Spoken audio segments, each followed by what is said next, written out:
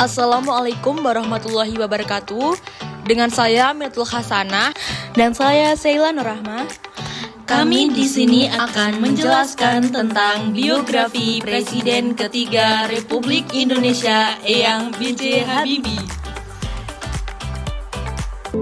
Eyang Habibie atau yang bernama lengkap Baharudin Yusuf Habibie lahir pada 25 Juni 1936 di Parepare, Sulawesi Selatan.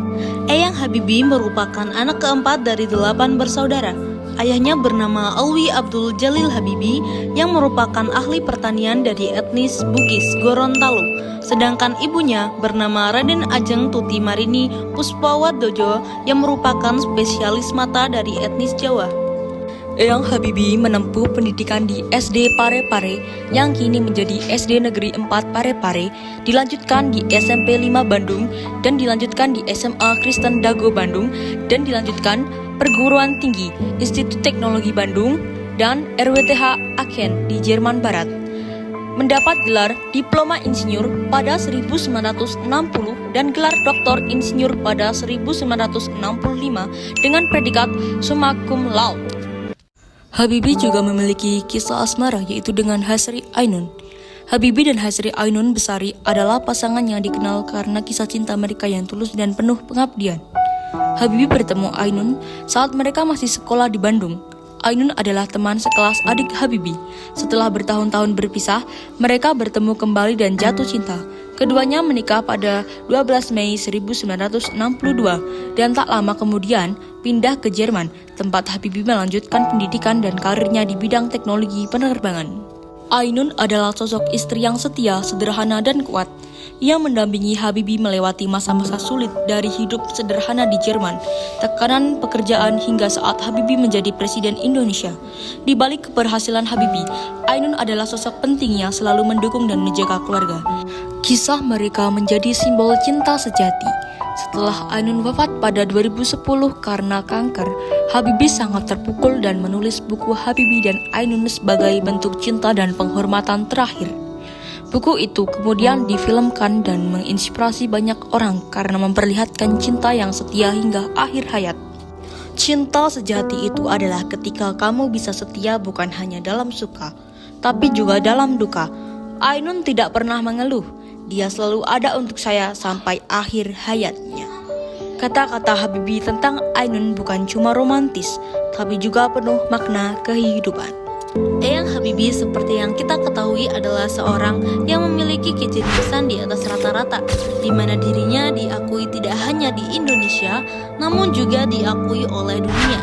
Eyang Habibie adalah seorang insinyur, ilmuwan, dan politikus yang pernah memimpin Indonesia sebagai presiden ketiga dari masa peralihan Orde Baru ke masa reformasi dari tahun 1998 hingga tahun 1999.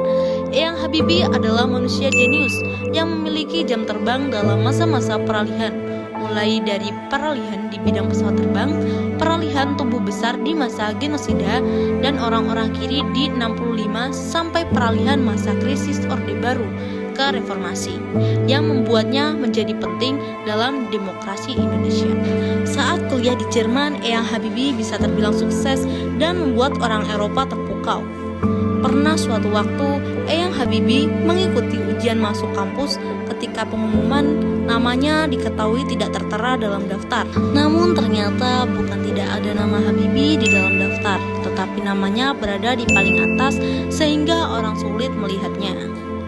Setelah masa kuliahnya selesai, Habibie pun memulai karir di dunia penerbangan pada tahun 1965-an. Habibie bekerja pada Flugzeuge atau HFB, produsen pesawat di Jerman. Tugas utama Habibie di perusahaan itu semula hanya melakukan riset soal konstruksi pesawat. Pekerjaan Habibie yang membuat ulasan ilmiah pun kerap dimuat sejumlah jurnal prestisius dan bergengsi di Eropa. Bahkan dalam satu memoarnya, Habibie pernah mengaku bahwa temuannya saat itu ada yang dipakai menjadi acuan NATO untuk standar desain pesawatnya. Dalam buku Makmur, maka yang berjudul The True Life of Habibie, cerita di balik kesuksesan yang terbit pada tahun 2008. Makmur mengatakan bahwa karir Habibie dalam dunia pesawat terbang mulai menanjak setelah memecahkan masalah kestabilan konstruksi bagian belakang pesawat F20 yang diproduksi FHB bersama Fokker, yang mana adalah perusahaan pesawat asal Belanda. Atas prestasinya ini, kemudian Habibie dipercaya mendesain pesawat bersayap tetap pertama di dunia di T-1 yang diproduksi FHB bersama Dornier. Setelah itu, karir Habibie pun tercatat semakin meroket. Dan karena puas dengan kinerja Habibie, perusahaan ini memberikan tanggung jawab besar kepada Habibie. MBI pun kemudian ikut menyertakan Habibie dalam proses penciptaan Airbus A300B pesawat ambisius yang hendak dibangun konsorsium Uni Eropa untuk mengalahkan dominasi Boeing.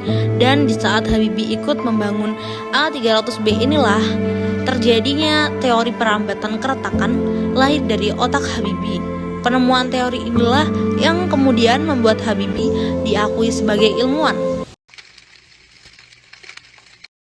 Usai sukses meniti karir sebagai insinyur penerbangan di Jerman, Habibie diminta pulang ke Indonesia oleh Presiden Soeharto pada 1974. Ia ditunjuk sebagai Menteri Riset dan Teknologi sejak 1978 dan memimpin banyak proyek strategis termasuk pesawat terbang buatan Indonesia.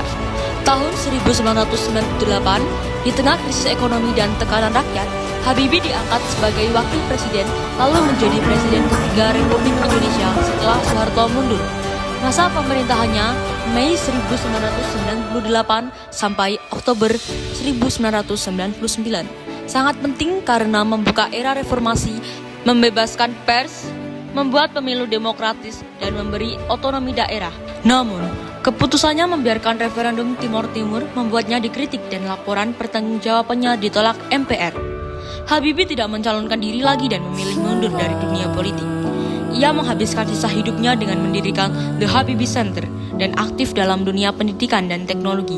Habibie wafat karena gagal jantung pada 11 September 2019 dan dimakamkan di TMP Kalibata berdampingan dengan istrinya Ainun.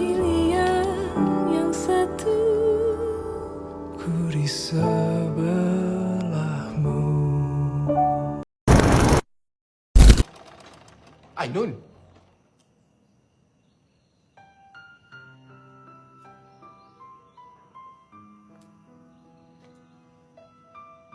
Cantiknya. Gila kamu. Gula Jawa sudah berubah jadi gula pasir. Ya. Gula pasir. Kamu sudah pulang dari Jerman? Iya, ya. Saya di Bandung istirahat. Saya bilang, tidak ada gunanya Anda IQ-nya tinggi, tapi pemalas. Tidak memiliki disiplin, forget it. Yang penting adalah Anda sehat, mau berkorban untuk masa depan yang lebih cerah. Dan Anda konsisten. Kapan terakhir kali kamu dapat tertidur tenang? Enggak. Tak perlu memikirkan tentang apa yang akan datang di esok hari.